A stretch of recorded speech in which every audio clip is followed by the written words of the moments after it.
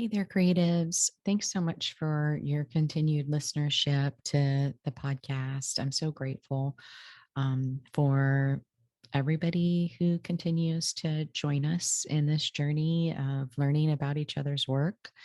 Um, Today, I am really excited to share this episode with you all. It is with drama therapist Bonnie Harnden from Canada, and she is a professor at Concordia University, but she's also a researcher and doing some really interesting research on trauma and gratitude and awe and how to regulate the nervous system using the gifts that all of us and abilities that all of us have accessible to us no matter where we are.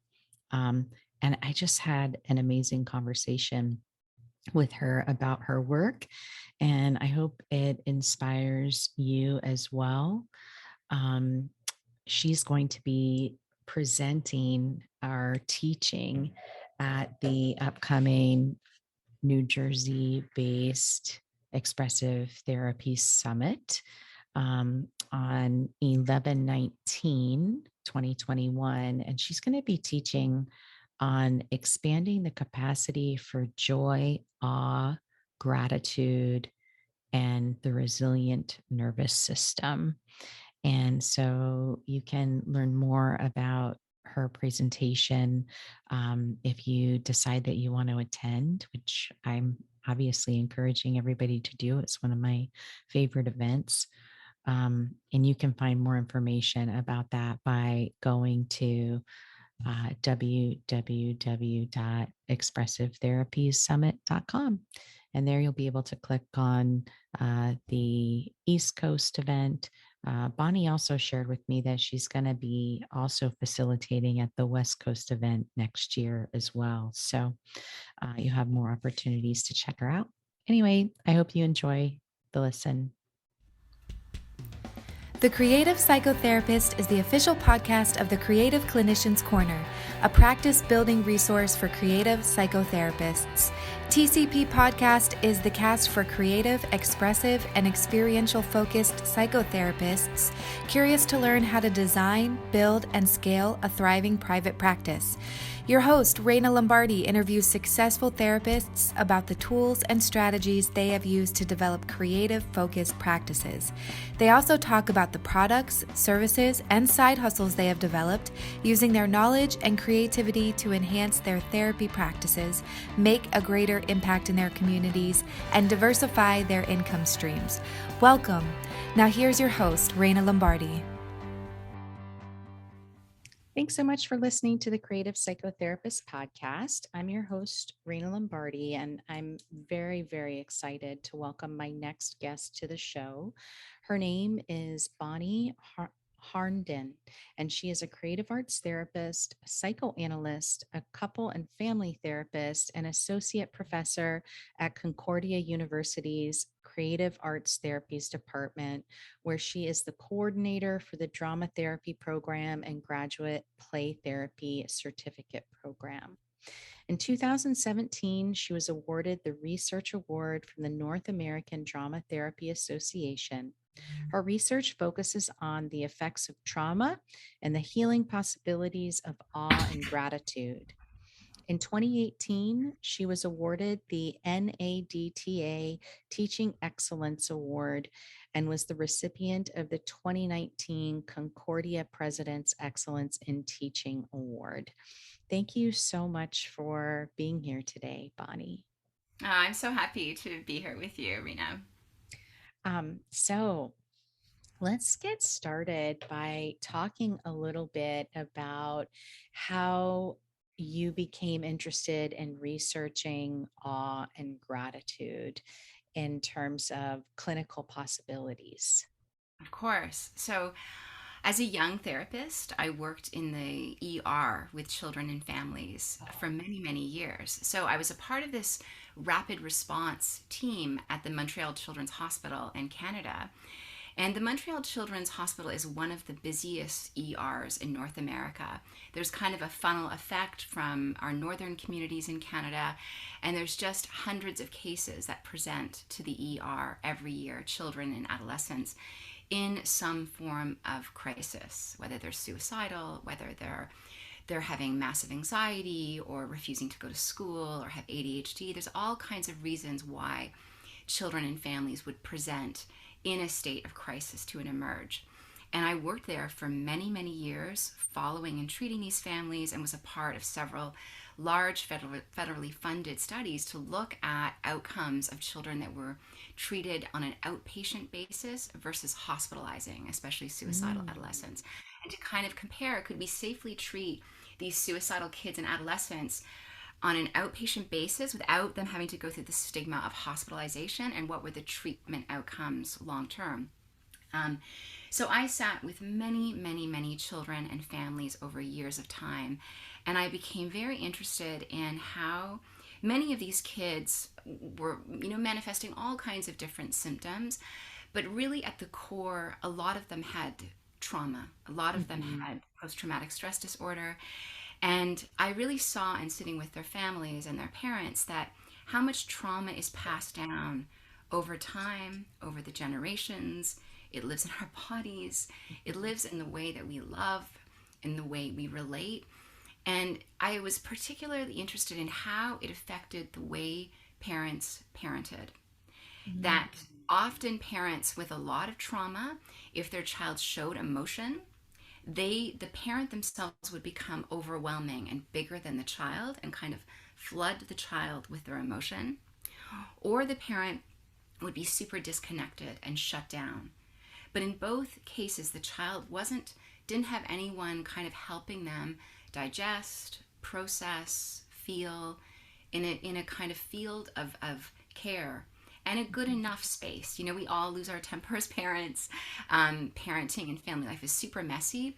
But in these families, there was much more these extremes of parents losing their temper and flooding their children or being disconnected. And I was really touched by how, if I was able to help parents connect with their own histories, with what they had lived, and I mean deeply connect, not just think about it, but feel it, then I could change the kind of course of their family's lives. Then they could show up differently as parents. And I'll just give a really brief example. So I was working with Sam, and Sam would lose his temper with Sarah, his little girl Sarah. And Sarah was starting to have all kinds of behavioral problems, all kinds of anxiety and depression. And they had a really hard time transitioning out the door in the morning. Sarah was kind of a dawdler, maybe a little ADHD. And Sam would lose his temper and grab Sarah, scream in her face, really become very dysregulated. And of course I could say to Sam, and I did, Sam, when you do that, you're flooding Sarah's nervous system. There's changes that are going to happen in her brain. It's already happening. You're traumatizing her. You've got to stop. I could do that kind of first order change, and Sam would listen and make some changes in his behavior. But it was only until Sam could remember how scared he was when his dad would lose his temper, how terrorized he was when his father would scream at him, that he could make this kind of click, this connection of like, that is how Sarah feels. I'm doing to Sarah what I lived. And then we were off to the races and things began to deeply change. And it's not that Sam never lost his temper. He still does. Sure. But things they are living in a different world in their family life. So I was very touched by those experiences and the effects of trauma. How do we heal from trauma? And I wrote a play about those experiences that we've been touring. We just finished a film about, kind of based on the play, this loose screenplay, which is going to be available probably in the spring. And just did a lot of work on trying to educate people on the effects of trauma through telling a story. So not just teaching it, but having a theater, when we see a piece of theater, a piece of art, we connect emotionally and we learn very differently. Emotion is very connected in learning. And that was something I became very interested in. How could I teach my graduate students that were in training and we're going to work with a lot of complex trauma, how to connect with their own story, Mhm. and also to connect with the children and the families that were right in front of them, and how to heal, how to heal. Mhm. And that embodiment is a different kind of learning. And when you combine storytelling and embodiment with theory, with research, something can really come alive and transform. And so I became really interested in this idea of research dissemination through art. And so the students in this On Gratitude project that we're working on, I'm going to start talking about it in a minute, they actually become the nervous system and they perform it to the audience. So the audience can kind of see the different parts of the central nervous system and what happens in the body as that's happening. But not only that, the narrative that's created in us when that's happening. When we're in a fight, flight, freeze response, our inner narrative is very attacking, either attacking of ourselves or attacking of others. And many people are stuck in fight, flight, freeze, and I'm going to talk about that in a minute. So I became very interested in this idea of how do we heal from trauma? How do we know the effects of trauma? And then it kind of evolved, the research evolved a little bit more. And I became really interested in how do we thrive? How do we come back into presence? We know that the effects of trauma takes us out of presence. Mhm. That's the central effect. Bessel van der Kolk talks about that. Trauma is the inability to be in the present moment. So how do we come back into presence, and how do we come back into deep presence? And I became very interested in how can we fall in love with the experience of being alive again? Because as a therapist, I was working with a lot of complex trauma. I had a very intense schedule, and I started to feel a little less in my life, in my world, Sure. with my patients. And I thought, I don't want to miss this unfolding experience of aliveness anymore. Mhm. And I want to teach my students how to not miss. And I became very interested in this idea that I'm going to talk about a little bit more around how do we heal from trauma, but then how do we see our bodies as worlds unto themselves, as universes unto themselves, and this idea of inner sustainability, that we need to be shoring up our own resources so that we can deeply engage with all the work that we have ahead of us with people, but also in the world.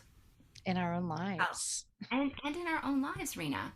We all are Yeah. going through struggles and challenges and developmental obstacles that are huge, that we're so human outside of session, and we need to be deeply engaging in some of that, right?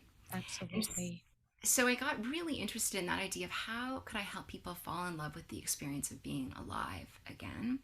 So it wasn't just about healing from trauma and coming back into presence, but this idea of falling in love with life itself. And the research on gratitude, so I'll just say a couple of little quotes that really spoke to me. One was this poet, Joy Harjo. She's an Indigenous poet, and she has a line in one of her poems that I teach to students where she says, "When I woke up from a 40-year-old sleep, I could hear the drums in the village.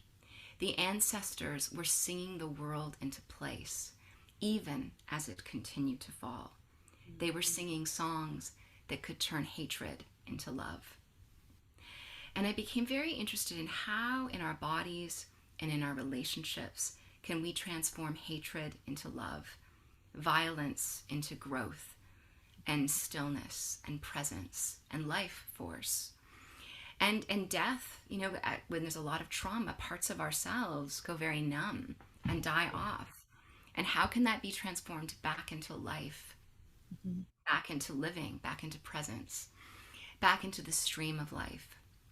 So the other poem that's been very important in my research project with my students is Mary Oliver's Wild Geese, where she says, you do not have to be good. You do not have to walk across the desert for thousands of miles on your knees. You only have to let the soft animal of your body love what it loves. So this idea of part of what I'm going to talk about is bringing our bodies and our nervous systems back to loving what we love. And that place is a place of enormous healing, a place of resilience, a place of creativity. We all love certain things. Mhm. And, research really shows that we learn best and we grow best when we also lean into what we love. We used Mhm. to think learning happened best when we felt a bit challenged, but we know now that learning happens when we're in a more deactivated parasympathetic state.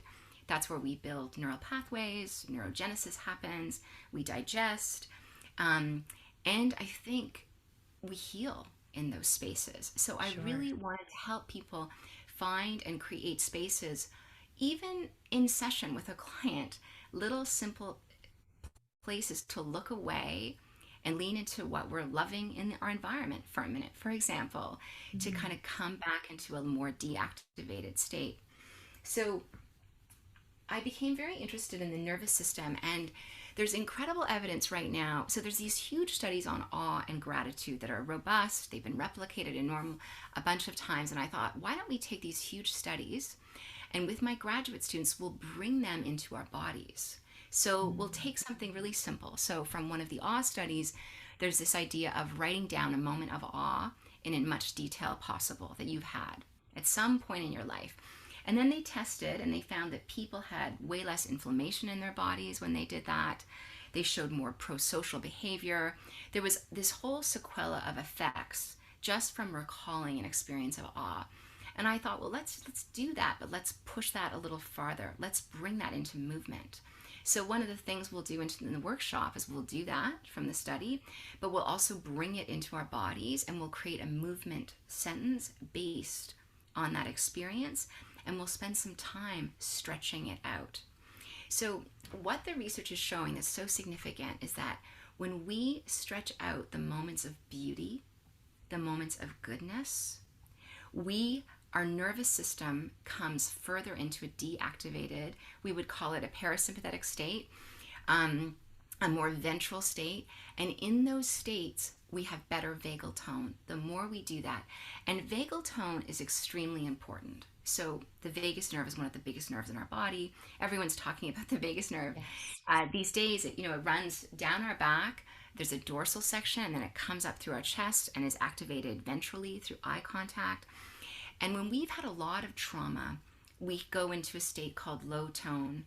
We have low vagal tone.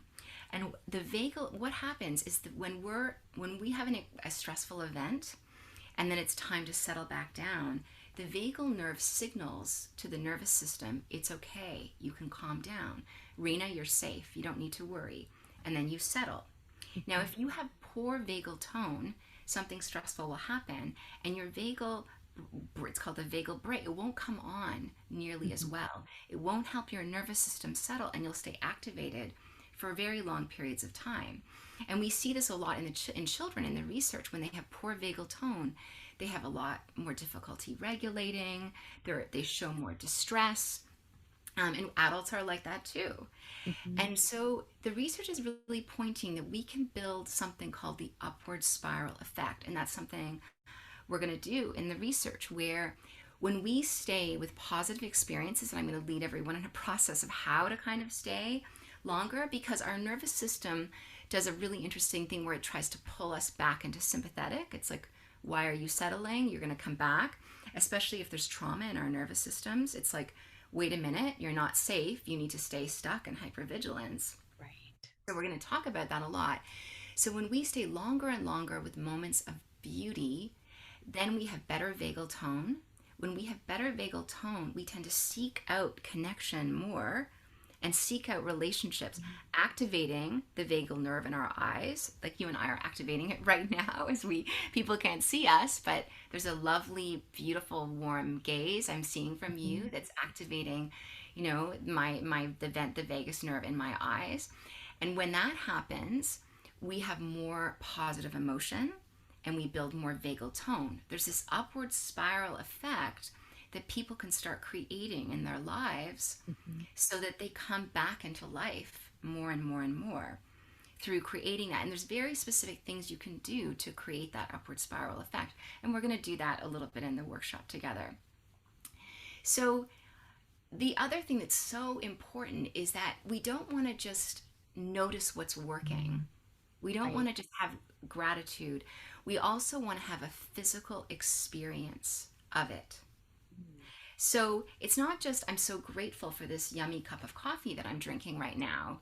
I want to also notice in my nervous system through the process of interoception and being able to kind of perceive my nervous system that I'm settling a little bit more. And as I settle a little bit more, I notice I'm more in the room. I'm a bit more present. Can I learn to really notice that and hang out with that and really build that state of kind of noticing states of activation and then states of settling. Beautiful. So the research has been this very, very powerful process of basically building a workshop to prevent burnout for frontline clinicians, but it's also for everybody because we all have a certain amount of stress and trauma in our lives. And what happens that's so significant is that I think that stress, everyday stress, talks to the trauma in our nervous system and kind of joins with it. And then, boy, we are off to the races, right? And we're overwhelmed. And many of us are stuck in these cycles of fight, flight, freeze. You know, we've had trauma, our nervous system's gotten activated. Maybe the trauma has passed, but we've never fully come back. And that's cumulative, right? So the nervous system rises. You know, we mobilize, maybe there's a car accident, something terrible is happening, and we go into these high states of fight, flight, freeze, and then we maybe come out a little bit, but we don't fully come out, and there's all kinds of reasons why we don't fully come out of those high states. You know, there can be something that happens after that's devastating. We might not have family support. You know, children that are growing up in situations where they feel chronically unsafe, their nervous systems never come back down. They're always in this more hypervigilant, stuck on place, or also stuck on off. You know, so the nervous system, we're going to talk about that a lot in the workshop. It's really there to save us. We need these high states of fight, flight, freeze. You know, if you and I were together and there was a fire, we would want to be able to run and kind of help each other get out of the building safely, and our muscles would contract. There'd be all kinds of bracing in our bodies. What happens is that if we just had lunch, digestion turns off. It's like the body says, I'm going to put everything into survival, and all these other physical resources are going to turn off. And which is so significant because that becomes a very big problem when our nervous system is stuck on. So you and I are running, we get out of the building, maybe we realize it wasn't a fire, it was a film set, we start laughing, we're looking at each other and laughing, and our nervous systems would come right back down into a more deactivated state. Now, for many of us, with trauma that we've lived, we'll be just sitting somewhere in a classroom or having an argument with our partner, and we'll feel all kinds of sympathetic energy in our system. These contractions will start happening and bracing. And if I've had a lot of trauma as a child where my parents have really flooded me with their emotion, even as an adult, if I start to feel my emotion, it can talk to the trauma in my system, and I can feel very unsafe, even just feeling my own emotion. But wow, if I'm having a fight with my partner, I will be off to the races in my nervous system. And they've shown, John Gottman did that amazing study a while ago where he showed that some couples, when they're fighting, he hooked them up, experience their partner as a predator attacking. Wow. That's how high, and that's because of trauma in their bodies, unequivocally. I have all this trauma, my partner's angry at me, I'm feeling all this emotion. And we know that when we climb up the nervous system ladder, parts of our frontal lobe turn off. We're not able to kind of hold on to the other. I love my partner, I'm mad at him, but I love him. You know, we go way too high into this sympathetic state. And part of what we're doing in the workshop is really teaching therapists how to notice the rise that's happening, but also to teach skills to hold on. So as I feel my nervous system engage, I'm either working with a couple that's yelling at each other, or I'm in my own couple and yelling at my partner, I can learn to stay within this window where I'm kind of feeling all this activation and feeling it's okay to be angry, but I'm not kicking into this state of trauma. because that is where trauma happens. So if Mhm. I'm a parent and you're my little girl and I'm mad at you, but I know that I love you and I'm so proud of you, I can be mad and Rena, really upset with you, but I'm still holding on that I'm in relationship with you and I'm going to protect you. But if I have all kinds of trauma and I get mad, I can fly where I lose you as I climb into this high state of fight flight. I lose my beautiful daughter and Mhm. I become enraged and I traumatize her and I Yeah. re traumatize myself. So, Mhm. this idea of introspection and learning, there's all these skills that we can learn to kind of feel our feelings deeply without popping into trauma. And it's, yeah, so I can Important say, I feel skill. like it's a huge skill. It's a huge skill. And I think it's one that when you get it and you can learn it, it's a muscle that you can really build. You know, it's the same thing with clinicians that are working with all kinds of trauma, that often what will happen is there'll be these like moments of trauma that we'll hear about in the work that will enter our brain. You know, things that we've never experienced, but we end up knowing Mhm. because we've sat with someone else who's lived it. And learning how to notice that that's happening, but there's also all of this, you know, there's all this beauty that we can start to feed in our lives. It helps us kind of hold on. It's a little Mhm. bit like that idea of I can feel intense emotion, but I can come back and hold on. If you're my daughter, I can remember I love you. Maybe I get a little dysregulated, but I can learn to come back and repair. Rena, I'm so sorry. Mom was so mad. You know, and we can have a cycle of repairing and connection. But Mhm. learning how to not go so high and continue these cycles of trauma, Yeah. because for me, so much of the work has been that trauma happens in those spaces of relationship. It Yeah, happens absolutely. when we're too big. We're too, Shangle talked about this idea of being too much, too muchness, you Mhm. know, or not enoughness, Yeah. deprivation, and children not having any holding, and emotions can become very traumatic there as well. So coming back into presence and learning how to feel without being overwhelmed, whether you're as a therapist or in your own life or even just in the work itself, is something we're going to talk about a lot more. Yeah. Makes me think of like working with young clinicians and student clinicians and talking to them about the metaphor of thinking of their body as an instrument, and Yes. it is an instrument and a tool in the therapy room, but we have to understand the instrument. We have to really have mastery over our instrument, our inner landscape, so that we have that ability to understand what's happening within Exactly. when we do get activated. Exactly. Because, as you're saying, sometimes we're holding really difficult stories, really difficult experiences, and just from bearing witness of somebody else's emotional Oh, yeah. pain, that it can be activating to our own history. And Oh, yes. right, but you have to really have a deft ability, that rehearsal that you're talking about, that practice of being able to listen in and understand what that stuff is. But you're now adding to that. So it's not enough just to understand, but it's also okay, now that you recognize that all of that activation is happening, how do we help you to modulate it and refuel so that it doesn't become overwhelming? And I think so many of us need help with that. Oh, yeah. And even just learning to kind of, as a young therapist, learning how to sit with activation and to not panic. That it's okay. I can watch this kind of roll through me Mhm. and get familiar. We spend so much time running away from our sensations and our bodies and our emotions. And what we're really trying to do is build this capacity to stay present for our very bodies, for ourselves, and to Mhm. learn how to feel our feelings, to sit with sensation.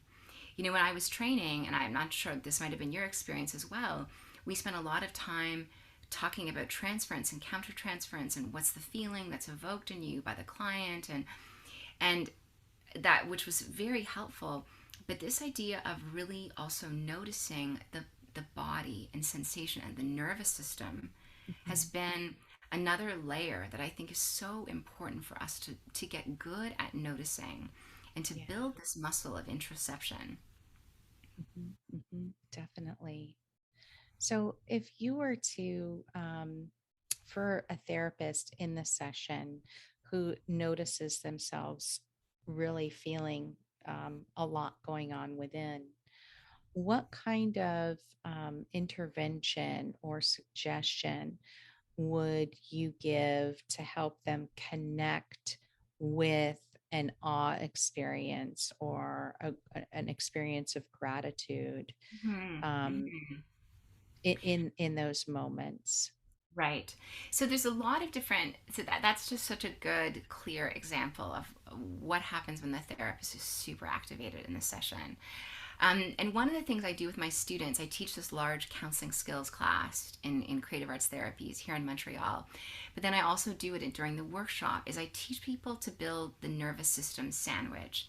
And the nervous system sandwich has come out of my somatic experiencing training.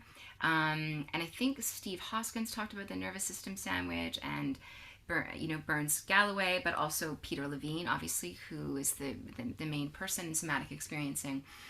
So the nervous system sandwich is a really simple thing you can do in session. And just imagine a bun, like a sandwich, and there's these buns. We'll say it's a vegan, gluten-free sandwich. And so the first bun of the sandwich is always orientation. So orientation is something we do all the time. And we see animals do it at a watering hole. Well, they'll do this thing where they'll kind of come up on their hind legs and they'll scan the environment. And what do you think they're scanning for? Irina, what's your guess? Danger, threats, Exactly. anything else that might be around they need to be aware of. That's right. That's right. They're scanning the environment for danger. So they'll come up, they'll do the scan, they'll see that there's no danger, and then they'll kind of settle and they'll drink. They'll drink. And we're orientating all the time. We just don't notice that we're doing it. When you walk down into the subway, you're going to be orientating right away to your environment and picking up on all kinds of cues quickly. And when we turn our head and orientate, we activate the vagus nerve in our spine, and we can scan our environment and notice that there's no threat at this moment.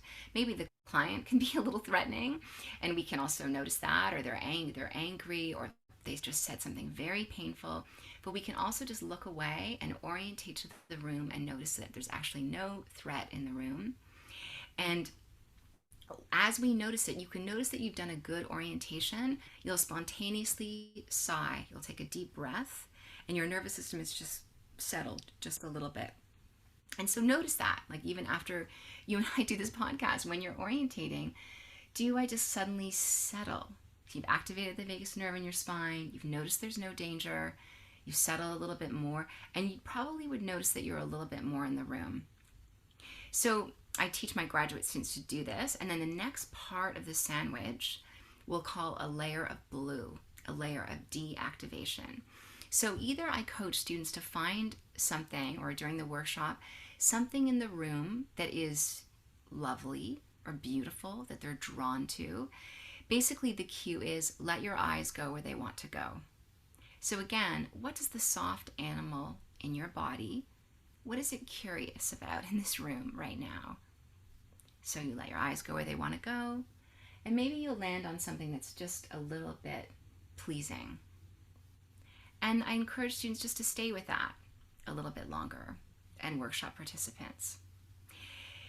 Now, as they do that, there's the next part of the sandwich, which is the red layer, the activation layer. So it's not about looking for red. It's just the red. Red is very easy to find in our bodies. It's usually there from a kind of a sympathetic charge. It's a bracing, it's a tightness. So if I'm being very activated by a client who's just told me a story, I'll be listening, and I'll look away. I'll orientate. I'll be like, okay, I'm taking, sometimes it's even when I'm thinking about their material, I'll look away. I'll find something blue in the room, or I'll remember a blue moment, a deactivating moment. Maybe it was a smile I shared with someone. Maybe it was that delicious fall apple I ate. The apples are very big right now in Canada. Maybe they are where you are too. Reading lots of apples, and the leaves. Just a moment of beauty. I'll think of that moment. I'll notice my nervous system. And one of the big cues is the sigh of orientation. But when we're deactivated, we can literally feel an expansion happening in our chest, like this kind of warm, expansive feeling.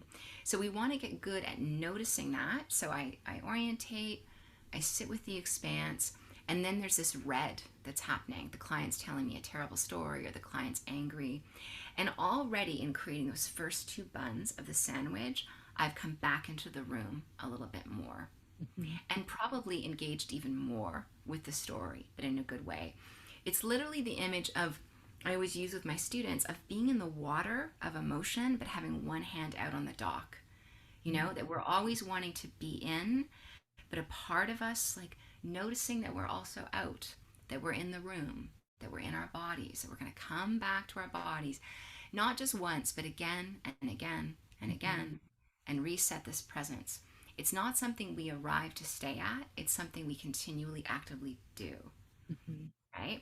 And so then there's the other buns of the sandwich. So the nervous system sandwich is just one simple way to learn how to feel intense activation, but at a slightly lower level. Love it. And this is much more expanded, obviously, in somatic experiencing.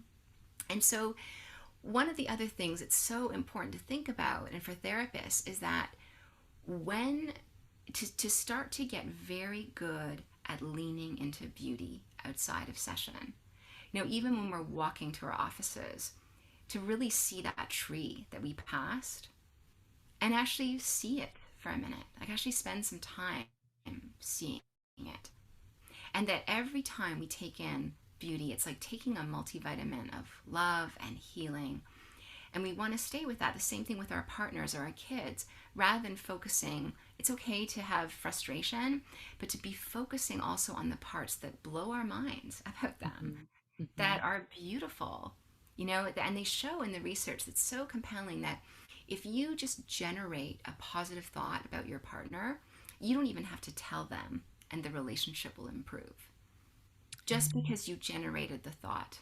If you tell them, the effect is larger if you say it to them. But, you know, we can get so good at noticing all the beautiful, wonderful things that people around us are and do all the time. And it's a bit of a miracle, all this beautiful life around us. And leaning into it and spending time with it, your nervous system and your capacity to be alive will deepen hugely. You know, I work a lot with couples, and couple therapy is it's a whole process that we learn how to do couple work. And one study I read recently, it showed that even if a couple had terrible communication patterns, I spent a lot of time teaching couples how to communicate, even if they had terrible communication patterns but tons of gratitude, their relationship was better. And they ruled out like all kinds of psychosocial issues, socioeconomic status. If they felt grateful for each other, it was huge in terms of long-term marital satisfaction. It's interesting. I've kind of explored that in my own relationship where, you know, you get to a point where you're frustrated. Last year we were doing some remodeling, which that's a Oh real, my like, you know, something to test your relationship. God, Lord, yes. So I like actively like made like a wheel of gratitude about all the things I was grateful for my husband, because he was driving. I was feeling driven crazy in the process of the remodeling, but it helped me, but it Yes. also helped him, Yeah. even though he didn't know that I had done that, which was interesting. Yeah, Um, that's it. but I hadn't read the research about that. It was just, I needed to do something to It was get myself desperate. It into was a better desperate feeling measure. place. Yeah. But it was effective. It was Yes. like immediately effective. Yes. Yeah, it's beautiful. That's exactly it. Yeah, you know, my partner's a therapist as well, and when we were younger, we got so good at like chewing on the problems in our relationship we need to fix, and you know, which is also wonderful at moments, and we do need to like grow and work things out. It's good. But it was a huge game changer when I read the research and I just started to like feed back to them all the moments where I saw them doing these amazing, like, just my partner's good at things I'm not good at.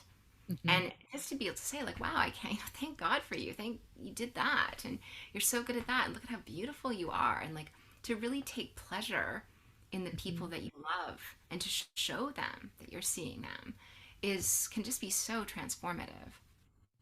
And we Hugely. forget to do it. We forget to do it. So even doing this research, for me, it's been powerful because I've been trying to live it, but I Mm-hmm. need to be reminded again and again to move away from orientating to what's not working to Mm-hmm. what is working.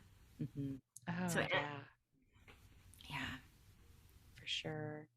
So in your work with clients, how are you teaching them to embody these same approaches and Hmm. practice these tools as well? Right. Well, it's interesting. There's so many ways that we can really integrate. I do a lot of somatic experiencing with my clients. I'm also training as a play therapist. We're bringing a whole new play therapy program, so I play a lot with kids. And there's been a lot of really interesting things that have changed in my practice. Um, and that I used to always, you know, if someone said, "Oh, I had a really great meal with my partner, and then this terrible thing happened," I would always orientate to the terrible thing right away. And before we talk about the terrible thing, let's just slow down and talk about the meal and what was happening there? What were you experiencing? So when there's a moment of good in the session, I'm going to spend a lot more time with it than I used to. It's Mm-hmm. not that we don't go towards the hard stuff. You absolutely do.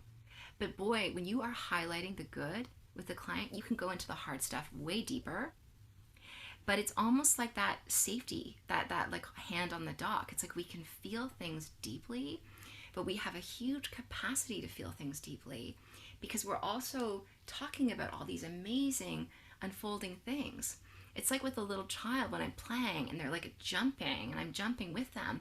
I want to really feel the joy of that jump and Mm-hmm. like looking into their eyes and seeing their joy and reflecting it and like really be in those moments of exploration if they're playing with the clay, to be in all those like deactivating lovely experiences of life. So then when we go into the more traumatic aspects, we can go deeply and feel it and then come back out. So that's just a simple way I think about it in the session. I also do a little bit of psychoeducation with couples that I work with and clients about the nervous system, about some homework I'd like them to do outside of session when we're doing really deep traumatic work. You know, this is going to really help us build capacity to go Mm-hmm. deeply in to these traumas by outside doing these little simple things that you can do. You know, and the same thing with couples in terms of noticing what's working. So I Yeah, integrate it in all kinds of ways. love that. Wow, very cool. So I know that you're going to be teaching more in depth in this workshop that you're providing at the upcoming Expressive Therapies Summit. How Yes. long is the workshop and where can people learn more about it? So it's all online, and I think that the workshop is 2 hours for the summit, and it's also it's going to be a really good um, beginning investigation of all of these concepts we've been talking about today, and then I'm doing a 1 day workshop in February, also for UCLA Arts and Healing. Oh, So this is a kind of almost like a teaser taste of this longer, more like really spending time with the body, building interoceptive awareness. And my students will also be present for that workshop, kind of performing the nervous system and showing what happens in the fight, flight, freeze response. Um, and in the Expressive Summit, we are going to talk a little bit about also really working to change the narrative, the negative narrative that the fight, flight, freeze response creates. Love So it. we're also going to be including that. Yeah, that construction of meaning um, has such a huge impact on Oh, our yes. emotional regulation. I Um, know. I know it's really hard. We don't say something bad happened. We end up saying I'm bad. mhm, mhm. It's not something traumatic happened. It's I am bad. Yeah. And all these states fill me with badness or other people are bad. Mhm, And mhm. really is trying to understand that meaning creation that we all do to a certain extent needs to be shifted. Yeah. Yeah. It's definitely an important part, I think, of every therapist work, right? Helping Yeah. people to do that reframing. That's just so subtle, but Yes. it can be so powerful. And, you know, to say, I am depressed, to shift that to, I'm experiencing feelings of, and I'm experiencing symptoms of Yes. depression, Exactly. and we have to like pull ourselves out of identifying with Yes. that, because we're so much more than the emotion and the experience. um, That's right. yeah, That's right. important stuff. Yes. So the 2 hour workshop is going to be at the summit this fall, which will be in shortly in a few weeks, because Mhm. we're recording a little bit later. But in November in New Jersey, but it's going to be fully online, so anybody from anywhere can Yes. participate, which is Yes. awesome. And then the full day workshop on your work, that's going to be in February at UCLA Arts and Healing. Is that also going to be online, or will you Yes, be in? that's also going to be online. Wow. Okay, cool. Awesome. All right. So I will put a link to the summit in our show notes for listeners to check out your work and register for your workshop. And I'll also put the link to UCLA Arts and Healing there as well. So if they attend your 2 hour and they're like, I want more, they can sign up for that as well.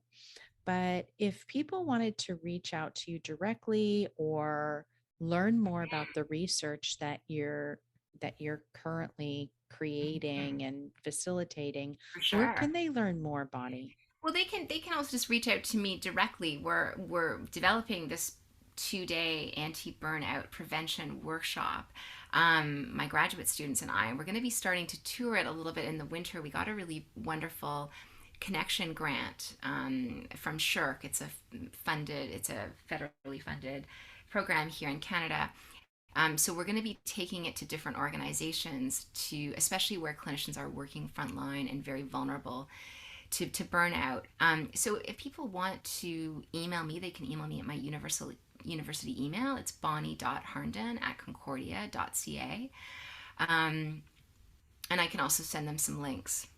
Okay, perfect. Yeah. All right. So if you're interested in learning more about Bonnie and her graduate students' work, definitely reach out to her via email, and definitely take a look at her workshop at the upcoming summit. I'm so grateful for you making the time to speak with me today. This was such a valuable conversation, and Mm-hmm. I know that it's going to be a benefit to everyone who listens. So, thank you Ah, so much. it's been so nice to be with you.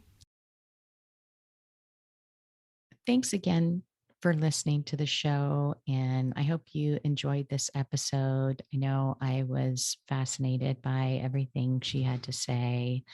And you can learn more about her work by attending her workshop at the upcoming Expressive Therapy Summit, along with all the other amazing guests we've had on the Voices from the Expressive Therapy Summit series.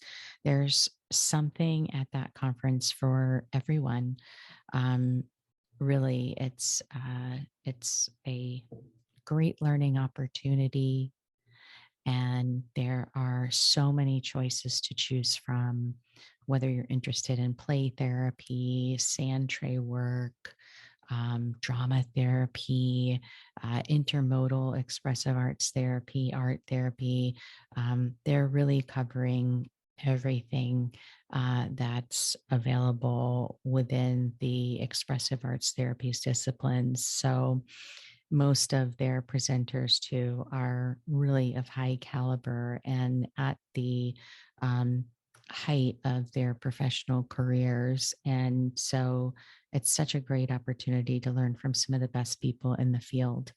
You can learn more about that by heading over to www.expressivetherapysummit.com.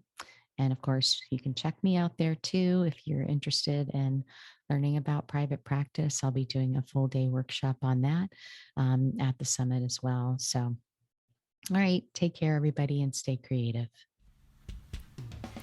Thanks for listening to this episode of The Creative Psychotherapist. If you like what you heard, please rate, review, and subscribe wherever you listen to your favorite podcasts. For show notes, downloads, and additional resources, head over to the website at www.creativeclinicianscorner.com.